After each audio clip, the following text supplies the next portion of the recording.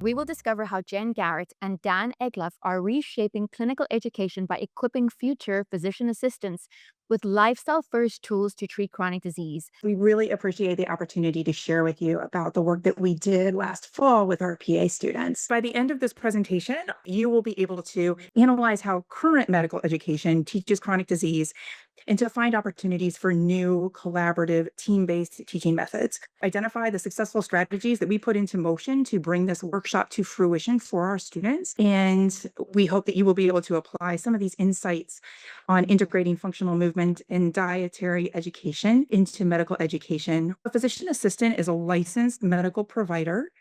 We are licensed in all 50 states, and we are able to practice in all medical and surgical subspecialties. When we graduate, we are able to enter a wide variety of fields, and then we are able to transition between those fields as our career progresses. What these accreditation bodies were trying to do in regards to requirements for healthcare provider students to teach on chronic disease management. The chronic disease is defined by the CDC is defined broadly as conditions that last 1 year or more and require ongoing medical attention or limit activities of daily living or both. The chronic disease burden is tremendous. So 6 of 10 Americans have one chronic disease and 4 of 10 have 2 or more. The statistic from last year, so 90% of the $4.5 trillion that we are spending on healthcare is being spent entirely on chronic disease management. 20% of deaths are happening due to reasons that I think a lot of us may be scared of.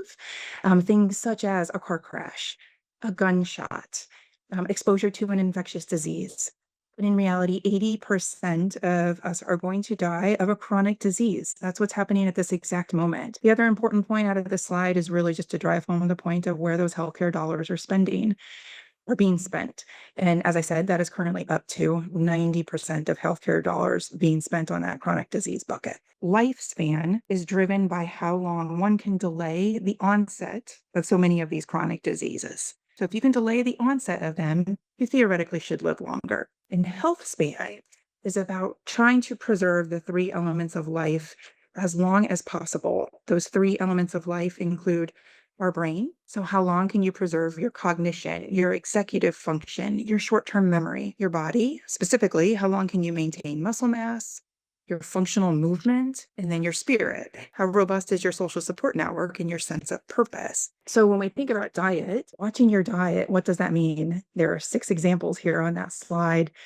Is it paleo diet? Is it Mediterranean? Is it vegan? What exactly does that mean?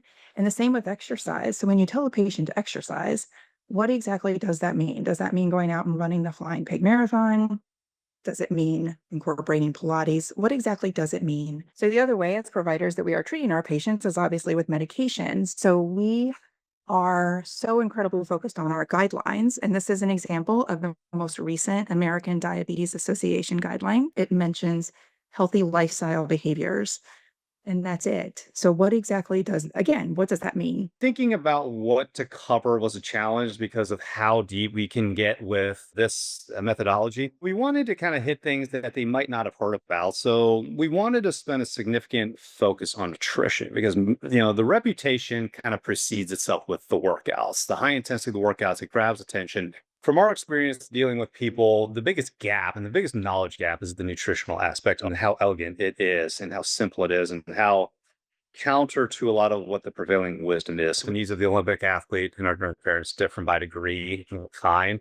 One is looking for functional dominance, the other for functional competence. One of my primary goals was to encourage my students to think creatively about other professional collaborations that they could work with to provide excellent patient care. A lot of the questions we kept the same for the post survey, but we didn't want to gauge, obviously, how much of a change there was in their understanding of Coach Glassman's methodology. We started everybody off with a question of the day. One, to kind of subtle give a chance of being part of a community. Everybody had to do it. Everybody, there was no exceptions. You are not special. You are with everybody else. So, and here at our affiliate, we really wanted to drive home why fitness is so important, how that drives health. So some of these graphics that we went over with them and kind of really illustrated, we drew most of these up on the board of the whiteboard. We're old school. We wanted to do that.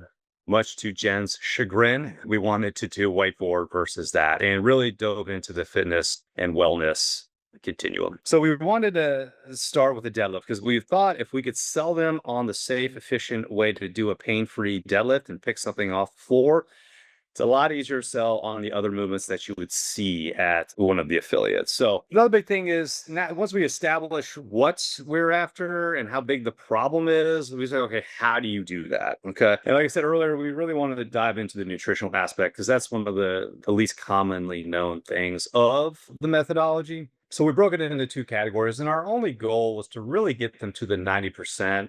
And we told them right out of the gate, we're not going to nerd out on that last little 10% of, intermittent fasting, of, vegan, carnivore, all that stuff. We want to get them to about 90% of the way. And because that's the biggest driver for most folks. Things that I really want to drive home with them is the difference of processed and refined carbohydrates to normal carbohydrates and why that leads to overeating and overconsumption. When the massive spike in blood sugar leads to the insulin response and then blood sugar crashes while they're hungry for 15 minutes later after eating something, and why they can keep going back to the candy jar over and over and over again, and what the physiology is of that mechanism. So I really wanted them to learn that and why we overeat carbohydrates to the extent we do in our culture. If they get the quality, that will get you most of the way there with the quantity part. We wanted them to have an understanding that it wasn't just,